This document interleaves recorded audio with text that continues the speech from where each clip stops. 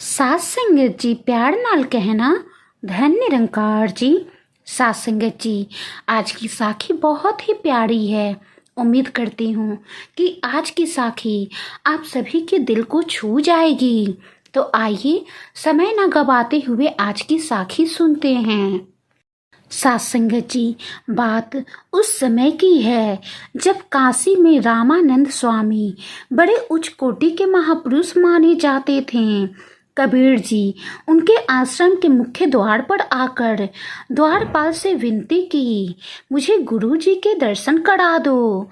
उस समय जात पात का बहुत ही बोलबाला था और फिर काशी द्वारपालों ने कबीर जी को आश्रम में नहीं जाने दिया। कबीर जी ने सोचा कि अगर पहुँचे हुए महात्मा से गुरु मंत्र नहीं मिला तो मनमानी साधना से हरिदास बन सकते हैं, हरिमय नहीं बन सकते। कैसे भी करके रामानंद जी महाराज से ही मंत्र दीक्षा लेनी है। कबीर जी ने देखा कि हर रोज सुबह 3 से 4 बजे स्वामी रामानंद जी खड़ाऊ पहनकर टप टप आवाज करते हुए गंगा में स्नान करने जाते हैं। कबीर जी ने गंगा के घाट पर उनके जाने के रास्ते में सब जगह बाड़ कर दी और एक ही मार्ग रखा। उस मार्ग में सुबह के अंधेरे में कबीर जी सो गए। गुरु महाराज आए तो अंधेरे के कारण कबीर जी पर पैर पड़ गया। उनके मुख से उद्गार निकल पड़े, राम राम। कबीर जी का तो काम बन गया। गुरु जी के दर्शन भी हो गए, उनकी पादुकाओं का स्पर्श और मुख से राम मंत्र भी मिल गया। अब दीक्षा में बाकी ही क्या रहा। कबीर जी नाचते गुनगुनाते घर वापस आए, राम नाम की और गुरुदेव के नाम की रट लगा दी। सास संगत जी बहुत ही स्नेहपूर्ण हृदय से गुरु मंत्र का जप करते, गुरु नाम का कीर्तन करते हुए साधना करने लगी। दिनों दिन उनकी मस्ती बढ़ने लगी। महापुरुष जहाँ पहुँचे हैं वहाँ की अनुभूति उनका भावपूर्ण हृदय से चिंतन करने वालों को भी होने लगती है। काशी के पंडितों ने देखा कि ये यौवन का पुत्र कबीर राम नाम जपता है, रामानंद के नाम का कीर्तन करता है। अब पंडित जी कहने लगे कि इसको राम नाम की दीक्षा किसने दी, क्यों दी, मंत्र को भ्रष्ट कर दिया। तब पंडितों ने कबीर जी से पूछा, तुमको राम नाम की दीक्षा किसने दी। कबीर जी ने कहा, स्वामी रामानंद जी महाराज के श्रीमुख से मिली। पंडितों ने कहा, कहाँ दी। तो कबीर जी ने कहा, गंगा के घाट पर।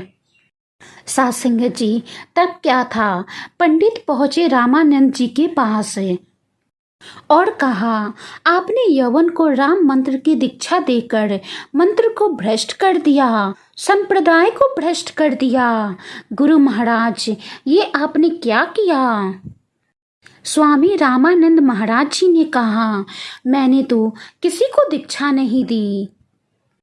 तब पंडितों ने कहा, वो यौवन जुलाहा तो रामानंद मेरे गुरुदेव रामानंद की रट लगाकर नाचता है, आपका नाम बदनाम करता है। तब स्वामी रामानंद जी महाराज जी ने कहा, भाई मैंने तो उसको कुछ नहीं कहा, ना ही उसको ज्ञान दिया। उसको बुलाकर पूछा जाए, पता चल जाएगा।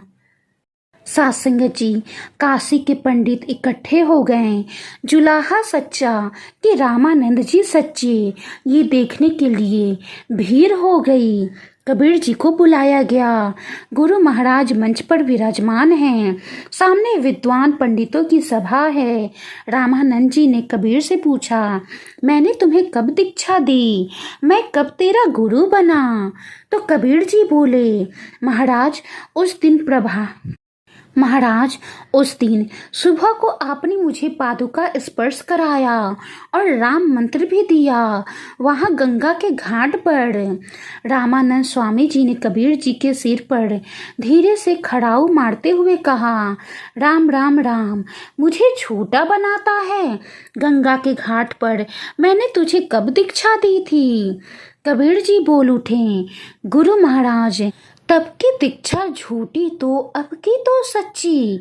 मुख से राम नाम का मंत्र भी मिल गया और सिर पर आपकी पावन पादुका का स्पर्श भी हो गया। स्वामी रामानंद जी उच्च कोटि के संत महात्मा थे।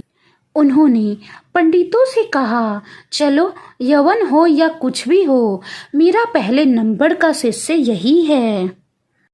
सासंग जी, ब्रह्मनिष्ठ सत्य पुरुषों की विद्या हो या दीक्षा, प्रसाद खाकर मिले तो भी बेड़ा पार कराती है और मार खाकर भी मिले तो भी बेड़ा पार करा देती है।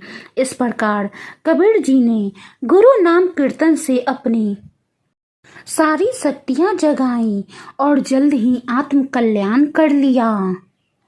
सासंग जी, इसीलिए ज्ञान जहाँ से भी मिले उसे अर्जित कर लेना चाहिए। और सासंग जी, हम सभी तो बहुत ही भाग्यशाली हैं कि समय के पूर्ण सद्गुरु हमें मिले हैं। समय के पूर्ण सद्गुरु ने हमें ब्रह्म ज्ञान की दात दी है और मंत्र दिया है, जिस मंत्र के कारण हम परमात्मा से जुड़ सकते हैं, परमात्मा से बातें कर सकते हैं। और सासंगत जी, वो मंत्र है, तू ही निरंकार, मैं तेरी शरणा, मैनू बख्श लो। तो आओ सासंगत जी, हम सब हर पल हर क्षण इस सिमरन का जाप करते रहें और हमेशा परमात्मा से जुड़े रहें। वाणी में कोई त्रुटि हो तो बख्श लेना जी।